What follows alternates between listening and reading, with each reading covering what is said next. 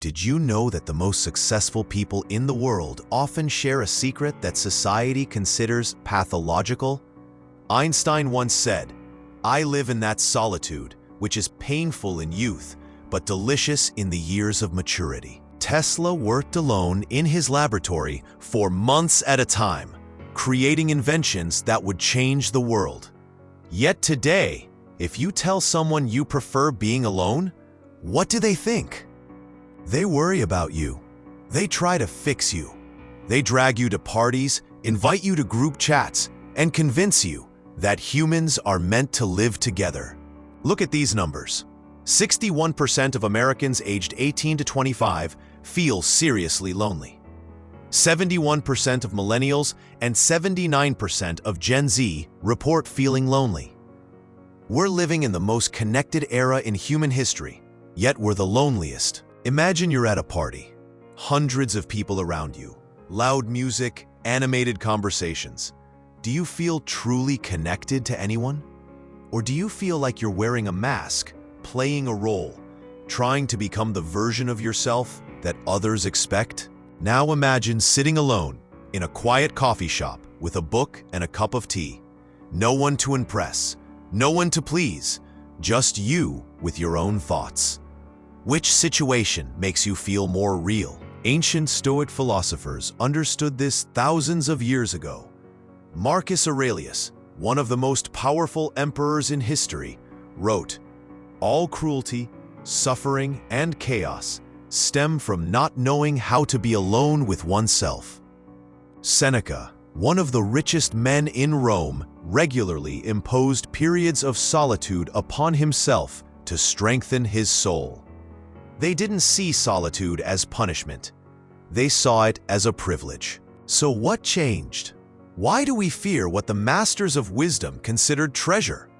In this video, we'll explore why chosen solitude isn't separation from the world, but the way to connect more deeply with it. As Schopenhauer once said, "A man can only be himself when he is alone.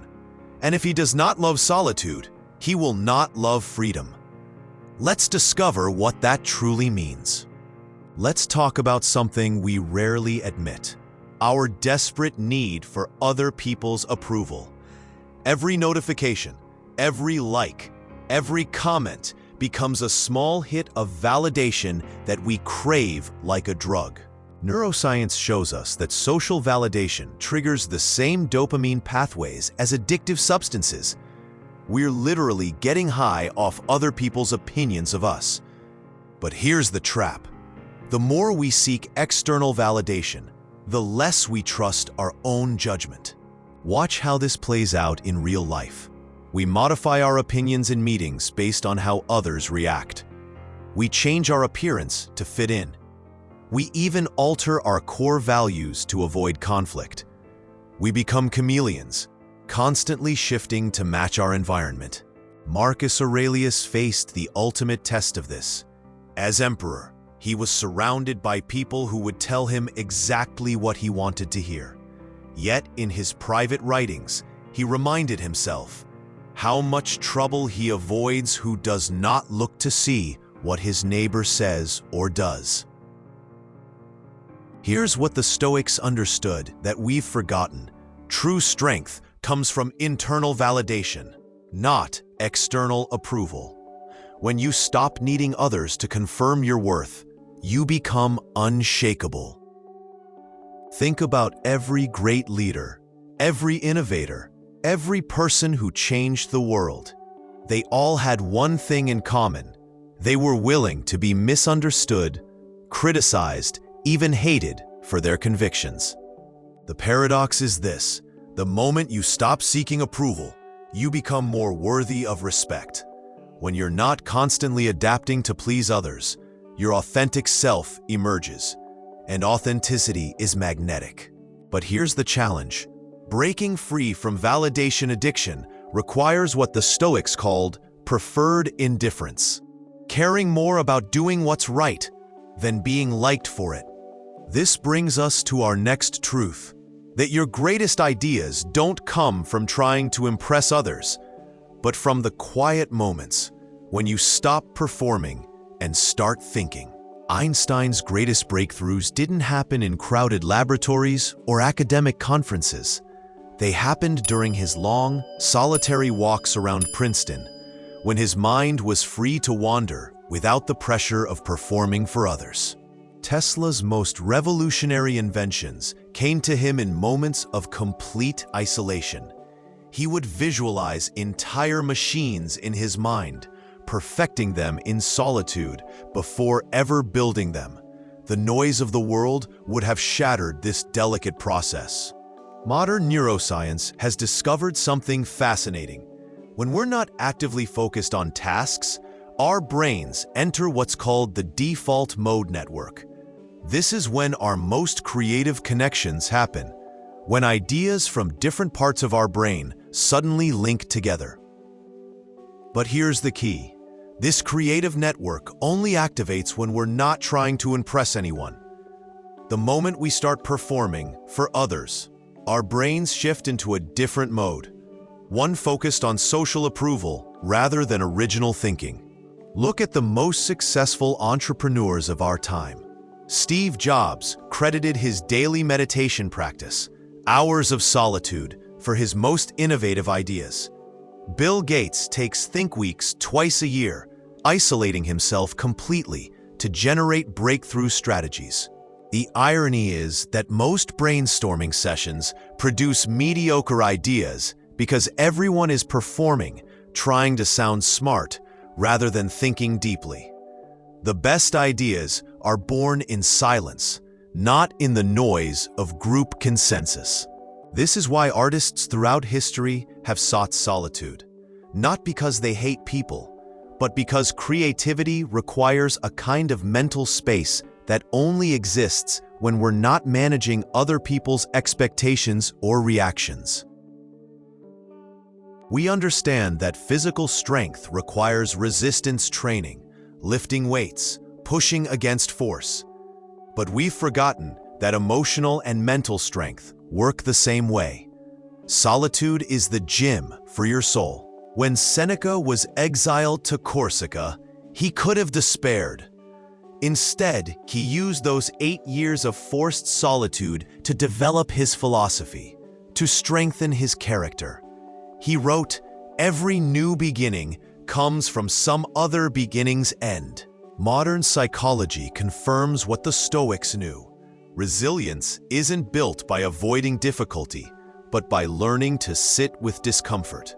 Studies show that people who can tolerate solitude have higher emotional regulation and better stress management.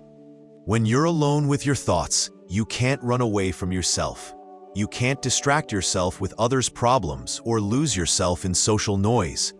You have to face whatever you've been avoiding, and that's where growth happens. Stoics called this the discipline of desire, learning to want what happens, rather than demanding that what you want should happen. Solitude teaches you this lesson better than any philosophy book. Here's what terrifies most people about solitude. It's a mirror that shows you exactly who you are, not who you pretend to be. Without the distractions of social interaction, all your defense mechanisms fall away. Epictetus, who knew suffering intimately as a slave, taught that we suffer not from events themselves, but from our judgments about them. Solitude forces you to examine these judgments, to see which of your beliefs actually serve you. Most of us have built elaborate psychological defenses, staying busy, surrounding ourselves with noise, avoiding difficult conversations with ourselves. Solitude dissolves these defenses, but that's not a weakness. It's liberation. The Socratic method, know thyself, wasn't meant to be comfortable. True self-knowledge requires the courage to sit with your flaws, your fears, your contradictions, without immediately trying to fix or justify them. This is the paradox of self-examination. The flaws you discover in solitude become your greatest teachers. They show you where you need to grow, what you need to release, who you're meant to become. We're told that freedom means having unlimited choices, endless connections, infinite possibilities. But Schopenhauer understood a different truth. A man can only be himself when he is alone. Modern psychology calls this choice overload. The more options we have, the more anxious and less satisfied we become. We're drowning in possibilities, paralyzed by the fear of missing out on something better. True freedom isn't about having more choices. It's about having the clarity to choose what matters. The Stoics called this preferred indifference, focusing on what you can control and letting go of what you can't. Warren Buffett became one of the richest men in the world by saying no to 99% of investment opportunities. Steve Jobs revolutionized technology by eliminating features, not adding them. Success comes from subtraction, not addition. When you're comfortable being alone, you stop accepting invitations out of loneliness or fear. You start choosing your social interactions based on value, not need. This is when your relationships actually improve. There's a crucial distinction we need to make: chosen solitude versus forced isolation. One is empowering, the other is devastating. The difference lies not in being alone, but in choosing to be alone. Here's a practical framework. Create solitude rituals, intentional times when you disconnect from the world to reconnect with yourself. It might be morning meditation, evening journaling, or weekend walks without podcasts. The key is to schedule solitude like you would any important appointment, because in a world that demands constant availability, protecting your inner life becomes a radical act of self-care. Paradoxically, when you become comfortable being alone, you become more attractive to others. There's something magnetic about someone who doesn't need constant validation, who can sit peacefully with themselves. The best relationships are between two people who are complete on their own, but choose to share their completeness with each other.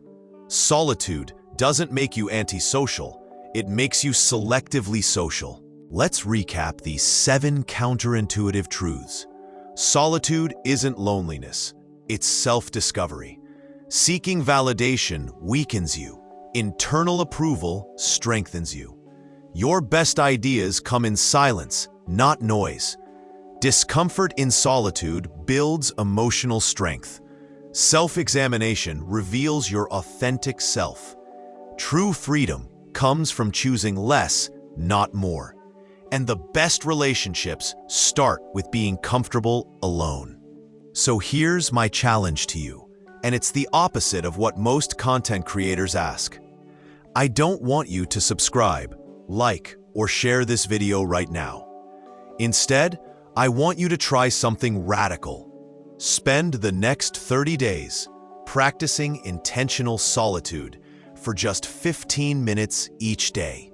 No phone, no music, no distractions. Just you and your thoughts. Notice what comes up. Notice what you've been avoiding. Notice how it feels to simply exist without performing for anyone. After 30 days, then come back and tell me what you discovered. Because the real transformation doesn't happen by watching videos about solitude. It happens by actually practicing it. The ancient Stoics knew this. Wisdom isn't theoretical, it's experiential. Your solitude is waiting for you. The question is, are you brave enough to meet it?